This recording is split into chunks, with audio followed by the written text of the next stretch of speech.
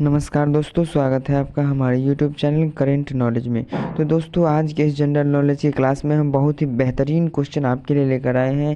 तो बने रहिए केवल हमारे साथ शुरू से लेकर अंत तक, और वीडियो को इसकी बिल्कुल नहीं कीजिएगा। तो चलिए आज का क्लास बिना टाइम वेस्ट किए शुरू करते हैं। तो आपका पहला नंबर सवाल क्या है?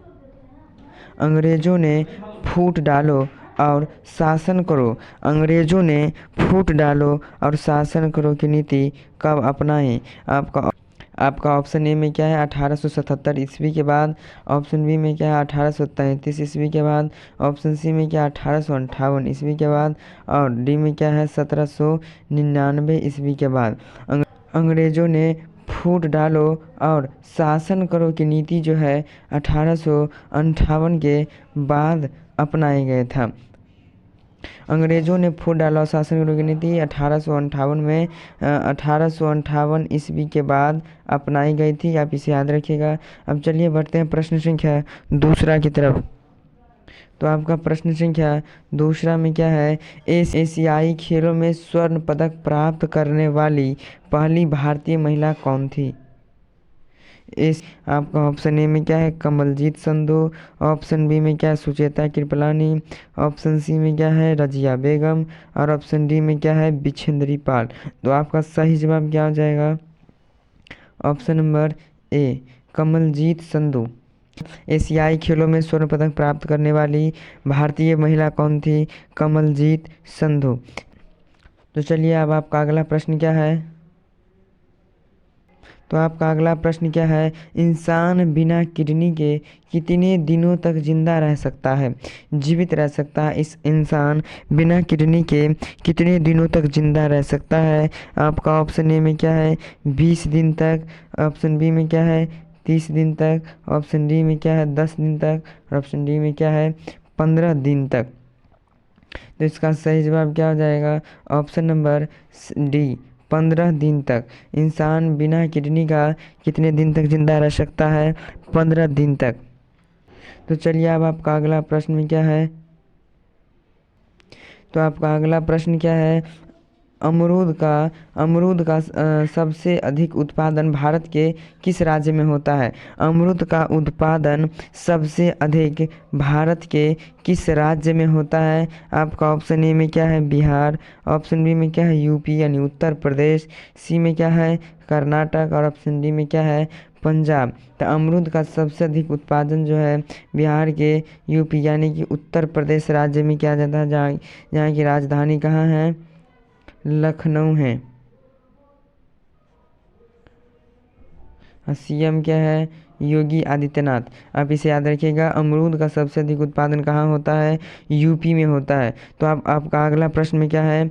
अगला प्रश्न देखने से पहले अगर आप चैनल पर पहली बार आए हैं तो चैनल को सब्सक्राइब जरूर कर लीजिएगा, और साथ में लगे बेल आइकन को भी जरूर दबा लीजिएगा। अब चलिए बढ़ते हैं प्रश्न संख्या अगला की तरफ। तो आपका अगला प्रश्न क्या है? पूरी दुनिया में सबसे अधिक पीने लायक पानी किस देश में है? पूरी दुनिया में सबसे अधिक पानी पीने लायक किस देश में है? आपका ऑप्शन ए में क्या है भारत देश में, बी में क्या है चीन देश में, ऑप्शन सी में क्या है ब्राज़ील देश में, और ऑप्शन डी में क्या है अमेरिका देश में। पूरी दुनिया की यहाँ बात किया जा रहा है कि पूरी दुनिया में सबसे अधिक पीने लायक पानी किस देश में है? तो सही जवाब हो जाएगा ऑप्शन नंबर सी, ब्राज़ील देश में सबसे अधिक पानी पीने लायक है। तो अभी इसे भी आप याद रखिएगा, बहुत ही इम्पोर्टेंट एंड भी आए हैं। इसी तरह से आपका अगला प्रश्न क्या है चलिए देख लेते हैं। तो अब आपका अगला प्रश्न में क्या है? तो अब आपका अगला प्रश्न क्या है? भारत में स्वतंत्रता के बाद आम चुनाव कब शुरू हुआ था? भारत में स्वतंत्रता के बाद आम चुनाव कब शुरू हुआ था? आपका ऑप्शन ए में क्या 1947 में, बी में क्या 1952 में, ऑप्शन सी में क्या 1957 में, और ऑप्शन डी में क्या 1962 ईस्वी में। तो भारत में स्वतंत्रता प्राप्ति के बाद आम चुनाव जो है 1957 में हुआ था। आम चुनाव कब हुआ था? 1957 में, स्वतंत्रता प्राप्ति के बाद। और देश कब आज़ाद हो गया? 15 अगस्त अरे 15 अगस्त अगस्त 1947 को। और उसके बाद प्रथम आम चुनाव कब हो गया? 1957 ईस्वी में। अब इसी तरह से चलिए बढ़ते हैं प्रश्न संख्या अगला की तरफ। तो आपका प्रश्न संख्या अगला में क्या है? तो आपका प्रश्न संख्या अगला है, खाना खाते समय पानी पीने से कौन सी बीमारी हो सकती है? खाना खाते समय पानी पीने से कौन सी बीमारी हो सकती है? आपका ऑप्शन ए में क्या है? शुगर, ऑप्शन बी में क्या है? कब्ज, ऑप्शन सी में क्या है? पथरी, और ऑप्शन डी में क्या है? पेट दर्द। खाना खाते समय पानी पीने से कब्ज नामक बीमारी हो जाती है। खाना खाते समय पानी बिल्कुल नहीं पीना चाहिए, क्योंकि इससे कब्ज नामक बीमारी आप ग्रसित हो सकते हैं।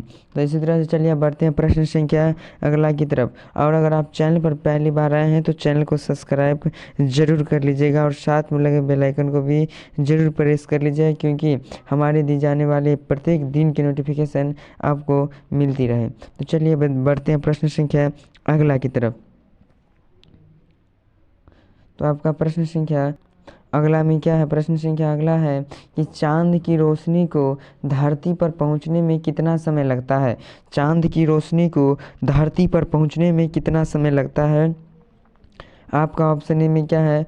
2 सेकेंड, ऑप्शन बी में क्या है? 3 सेकेंड, ऑप्शन सी में क्या है? 1.3 सेकेंड, और ऑप्शन डी में क्या है? 3.5 सेकेंड। तो चांद की रोशनी को धरती पर तो चांद की रोशनी को धरती पर पहुंचने में आपका ऑप्शन नंबर सी यानी कि 1.3 सेकेंड लगता है। चांद की रोशनी को धरती पर पहुंचने में 1.3 सेकेंड लगता है। वही सूर्य के प्रकाश को, ये मान लीजिए कि सूर्य के प्रकाश को पृथ्वी पर पहुंचने में 8 मिनट 20 सेकेंड लगता है। अब दोनों प्रश्न को याद रखिएगा। तो बस रखते हैं आज के लिए इतना ही। वीडियो कैसा लगा कमेंट सेक्शन में ज़रूर बताइएगा। अगर आप चैनल पर पहली बार आए हैं तो चैनल को सब्सक्राइब जरूर कर लीजिएगा।